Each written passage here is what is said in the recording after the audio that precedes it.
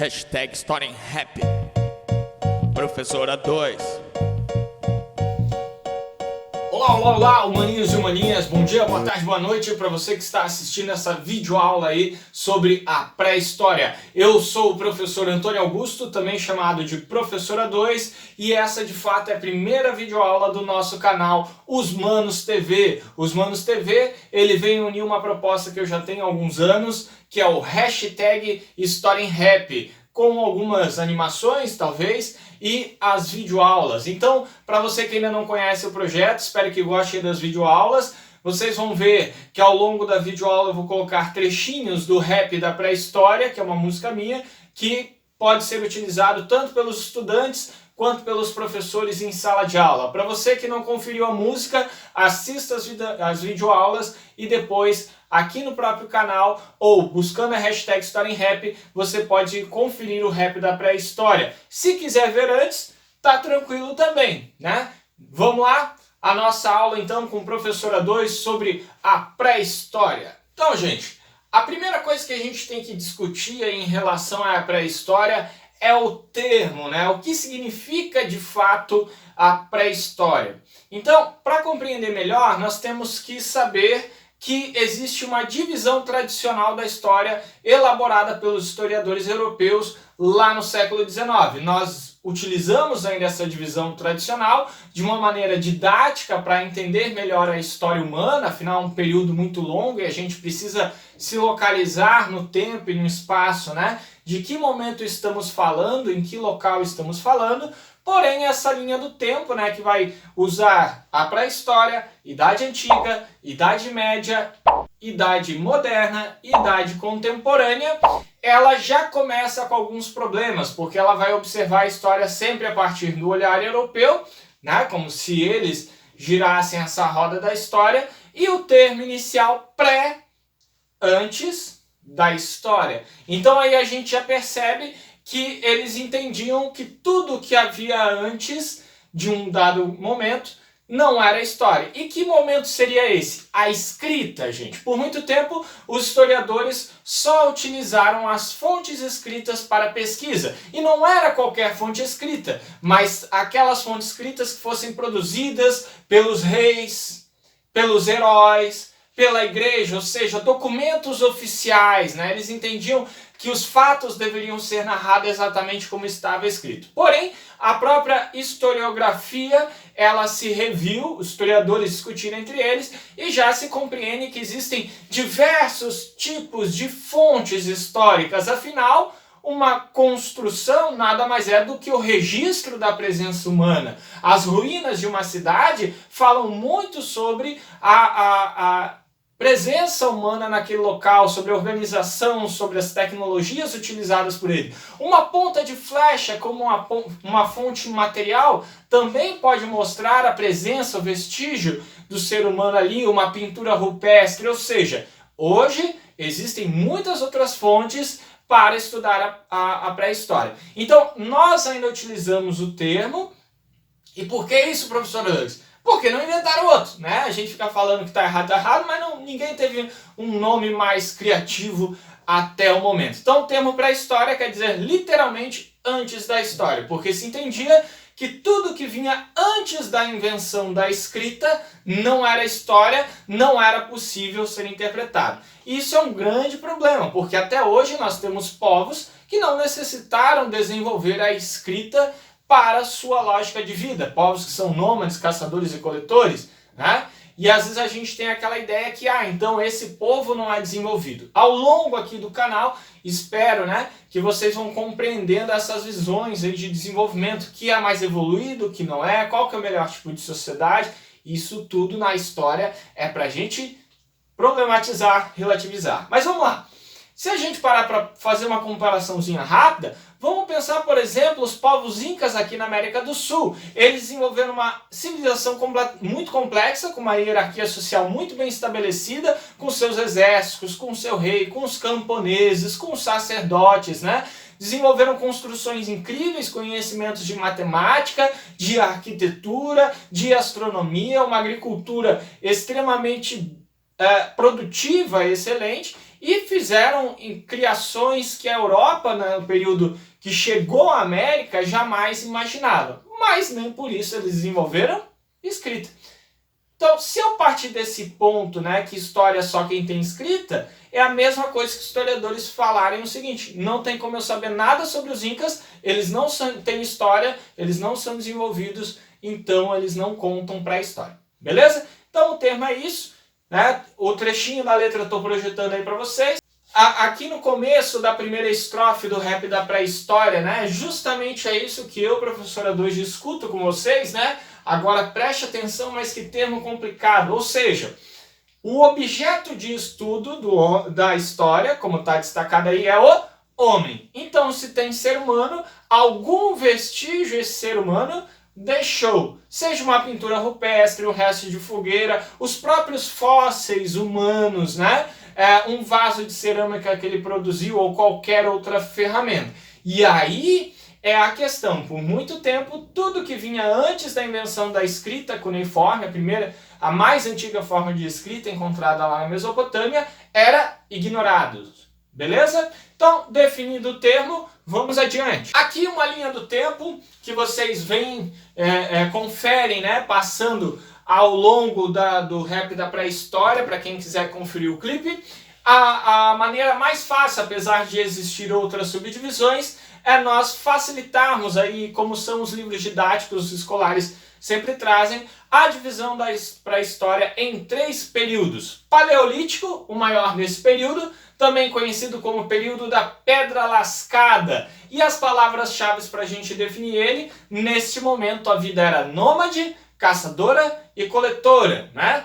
Eles viviam principalmente da caça, da pesca e da coleta. O segundo período, então, período Neolítico, é um período menor em relação ao Paleolítico, desenvolvemos agricultura.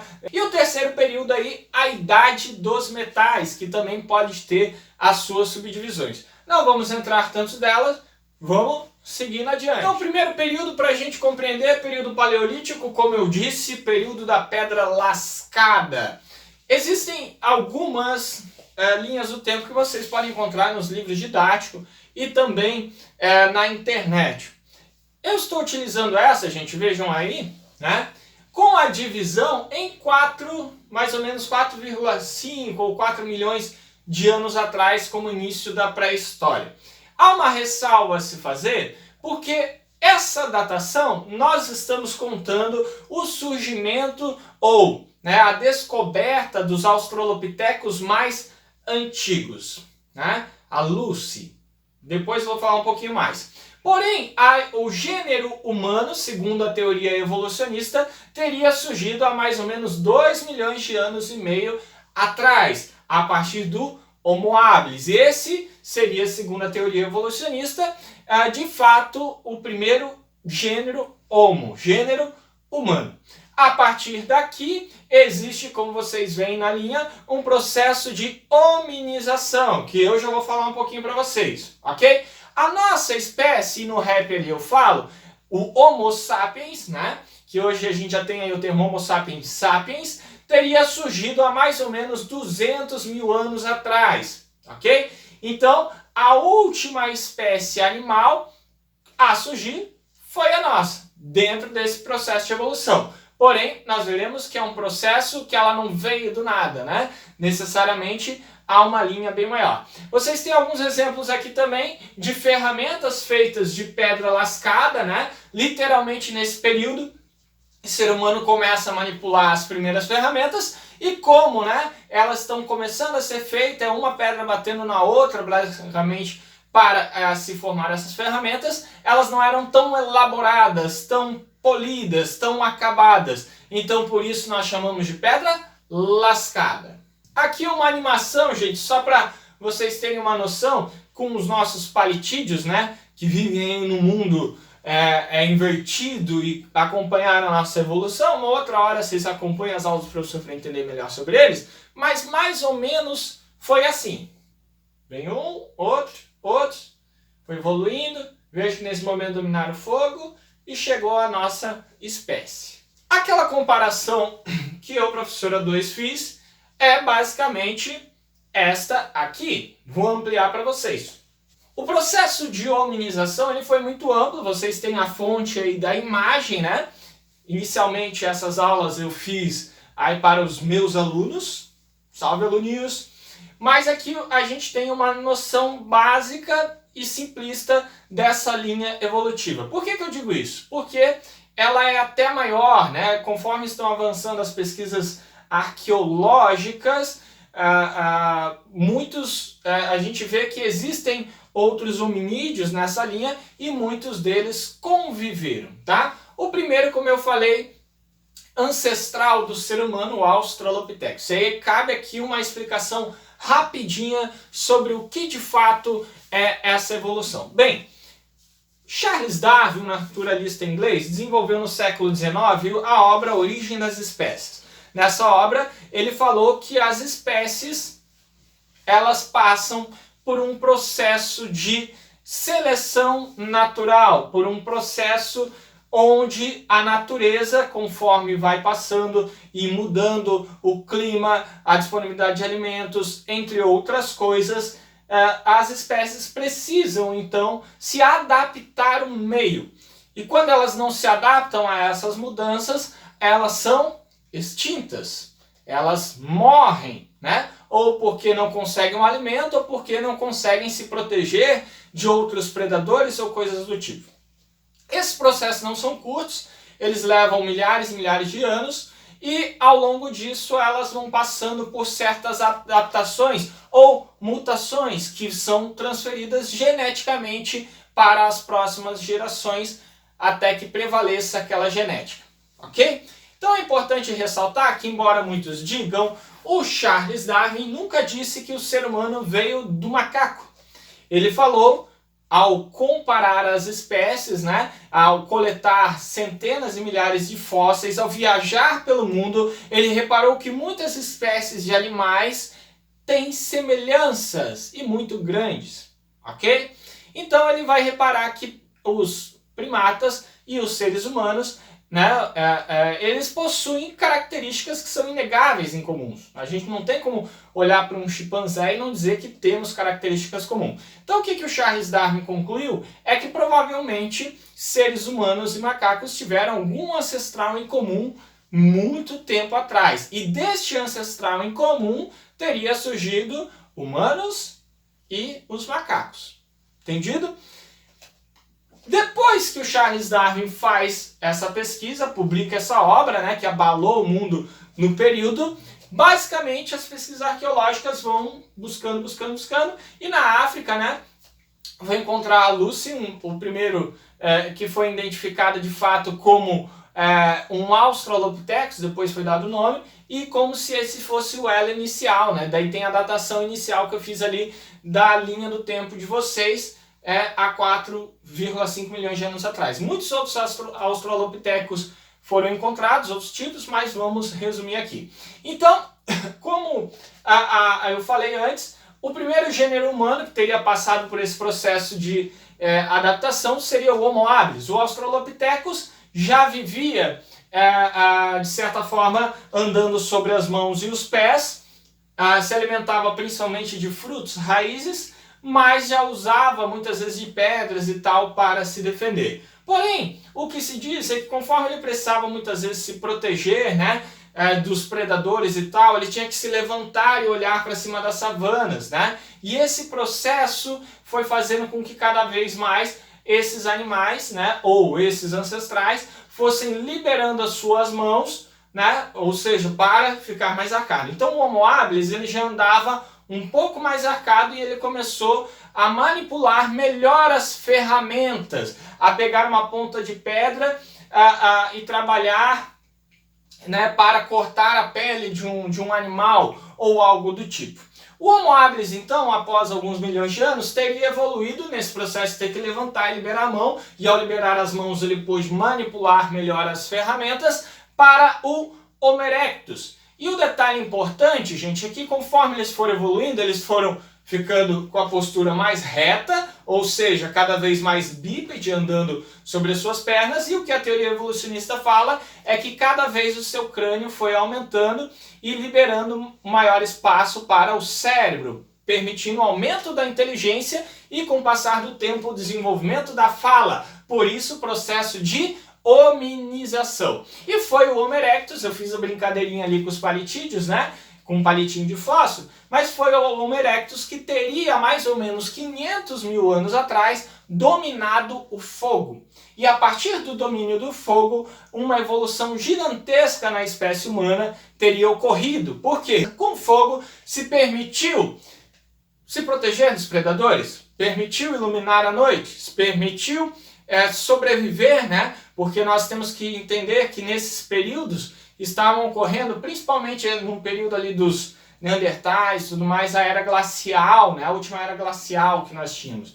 Então permitiu o aquecimento no frio. E o outro ponto mais importante dessa evolução, ao cozer a carne dos animais, né? Algumas doenças que poderiam ter, né, nessa carne, elas morrem, elas são eliminadas, ok? Então isso melhorou o processo de alimentação e um pouco a saúde, permitindo, vamos dizer assim, uma sobrevida, né?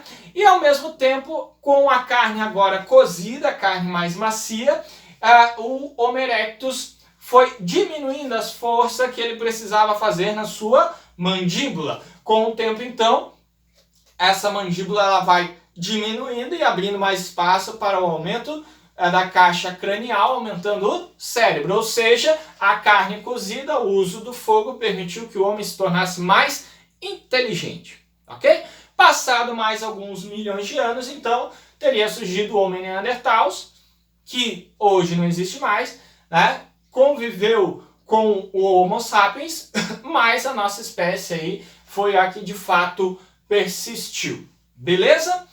E o processo é mais ou menos esse. Nesse contexto foi se desenvolvendo, então, ferramentas foram aos poucos sendo melhoradas, vai se criando a lança, o anzóis, arco e flecha, no finalzinho do Paleolítico, começando o Neolítico, a cerâmica e por aí vai. Mas vamos aí adiante, eu quis explicar em linhas gerais esse processo evolutivo extremamente importante, embora não quisesse me alongar tanto nele. Vamos adiante?